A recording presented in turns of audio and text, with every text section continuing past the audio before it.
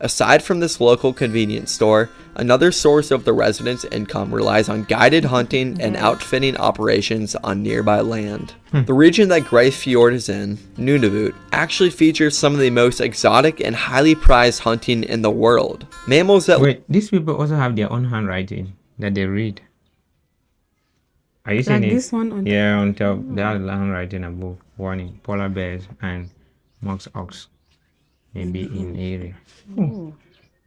Polar bears will never fail to be in a place like this. Welcome back to another reaction video. Ladies and gentlemen, if you're clicking for the first time and you care to know, this is Onel. I am Onel, and this is my beautiful lady, Tekla. Say hi to the family. Hi, beautiful people. So today we are learning about the northernmost permanently inhabited town in Canada. Wow. Yeah. Ooh. We are reacting to the northernmost permanently inhabited town in Canada, and it's called Grise Fiord. Grise Fiord. Grise Fiord. Grise Fiord. Okay. Okay. Yeah. Let's see. 3,461 kilometers or 2,150 miles from Canada's capital of Ottawa lies Canada's northernmost permanently inhabited town, Grise Fiord. What? This small How many kilometers? Listen to the kilometer. 3,461 kilometers or 2,150 miles from Canada's capital of Ottawa lies Canada's northernmost permanently inhabited town, Grise Fiord. This small town in the northern region of Nunavut is... The people are literally living just in snow. I think these are their legs. What? Like legs. When you pass with your foot. Yeah. Or it's just a writing.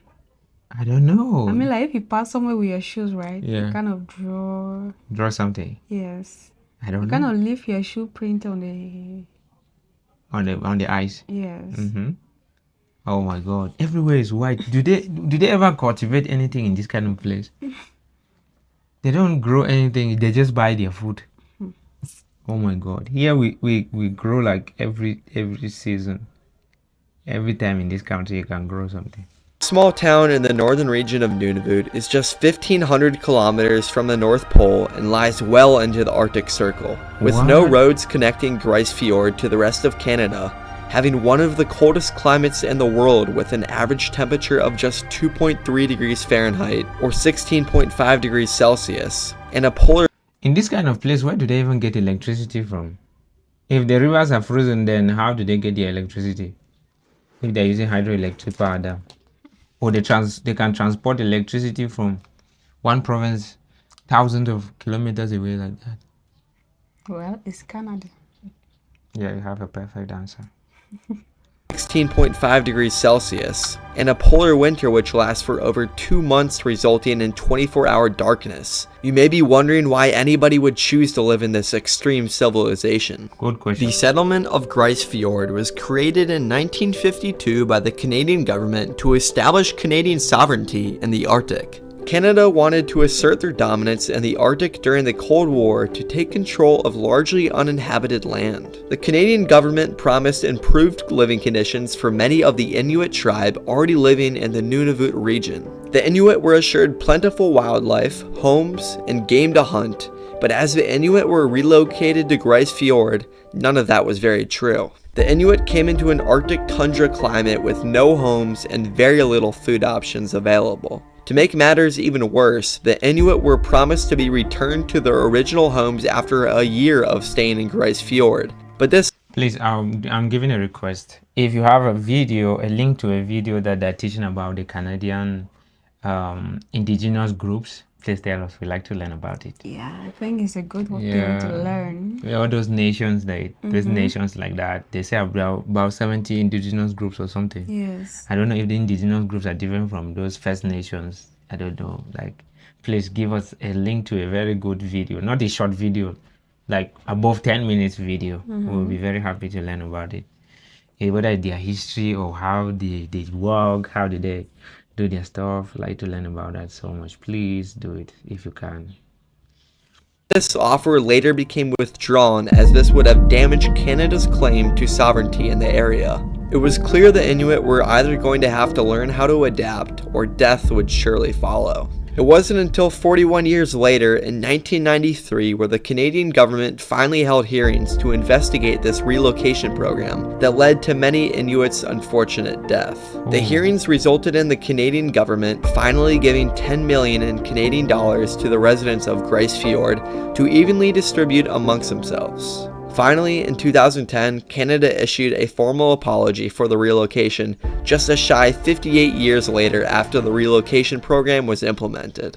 The population of Grise Fiord is currently 129 permanent residents. This is only one person less than the Grise Fiord population in 2011, which was 130 residents. Grise Fiord does receive some tourists each year, normally coming in for the summer months. The only way in and out of Grise Fiord is their singular airstrip that accompanies only one destination.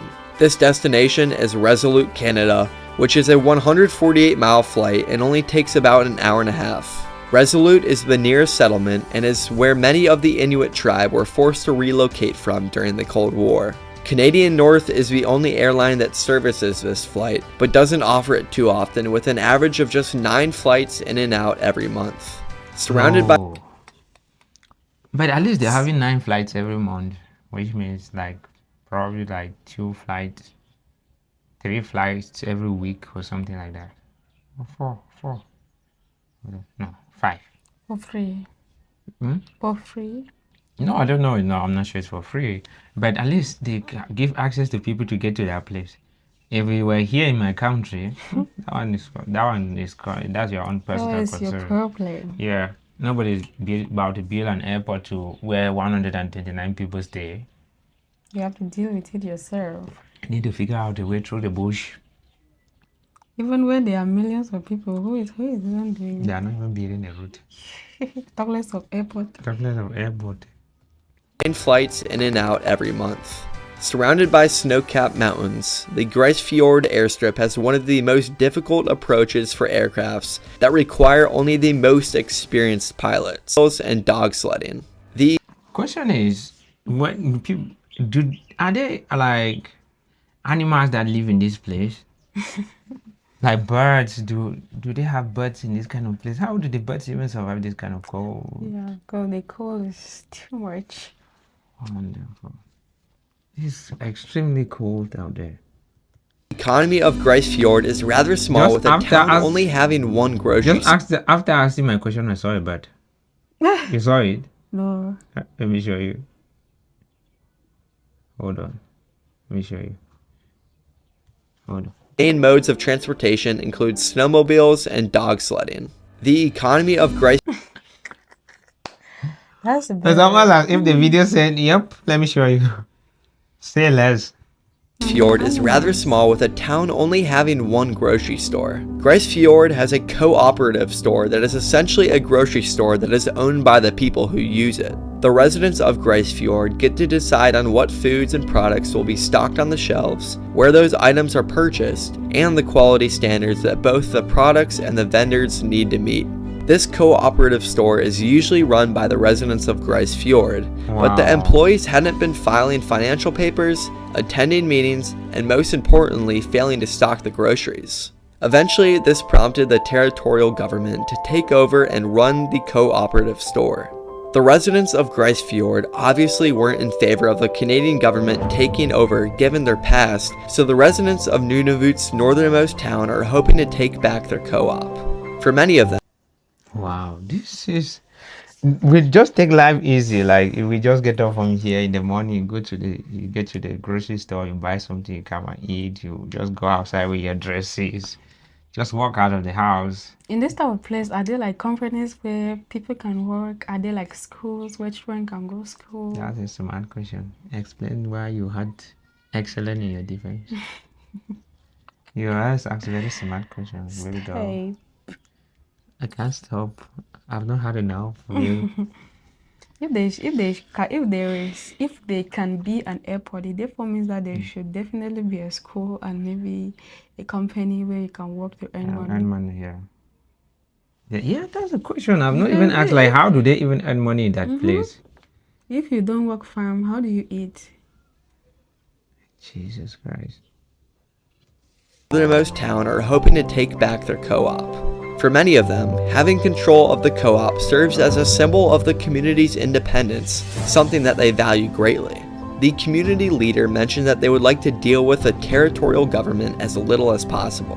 The government having control of the local co-op hasn't been all that bad, however. Many important items such as milk and perishables that hadn't been on shelves for a while are now back on the shelves and available for purchase.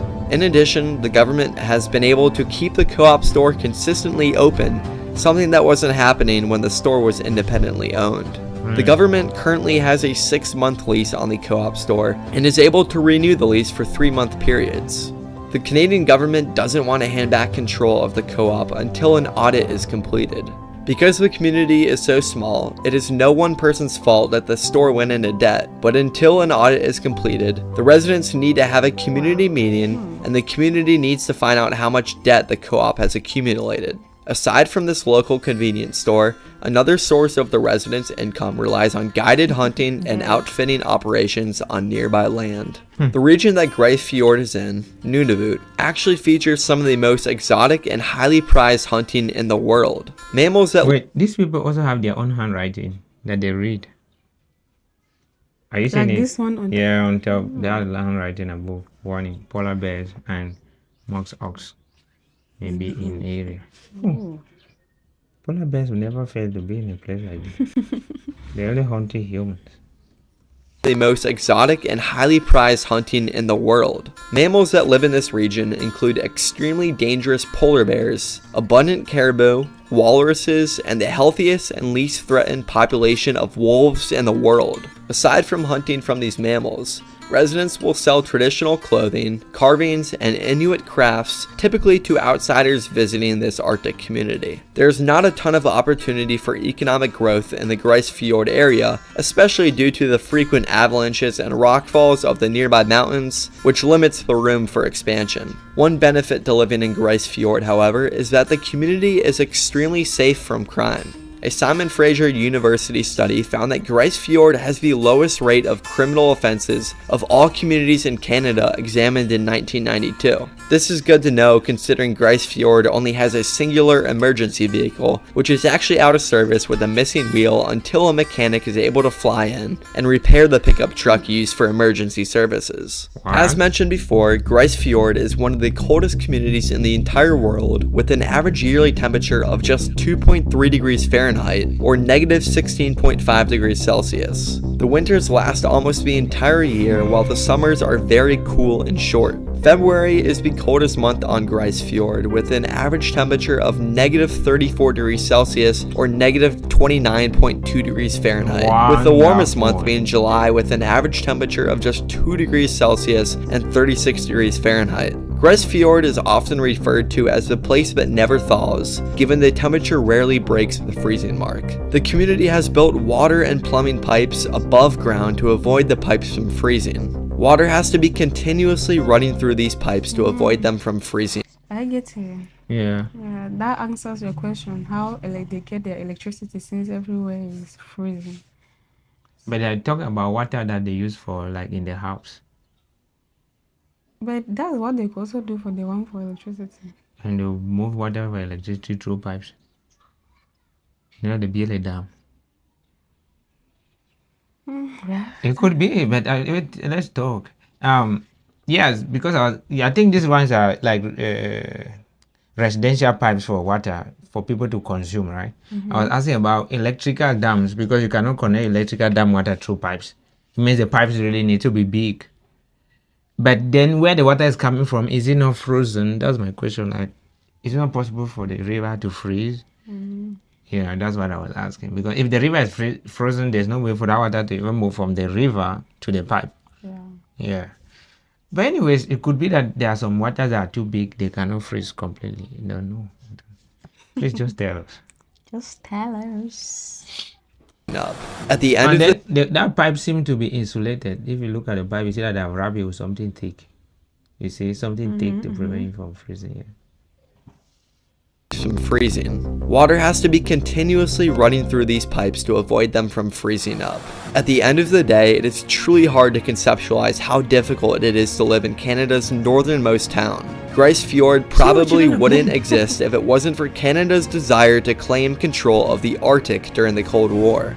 Fortunately, the residents of Grise Fiord have developed a frontier-like mindset that has helped them to survive and prosper in such a harsh tundra-like climate. All 129 residents feel as though they are one big family and couldn't imagine living elsewhere. Do you think you could live in Grise Fiord?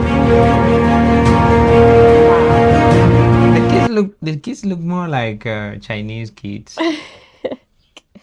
Really? Yeah, they look more like Chinese, like Asians. Mm-hmm. Yeah. But anyways, thank you so much. This is super interesting. I didn't know about all of this. Me too. Wow.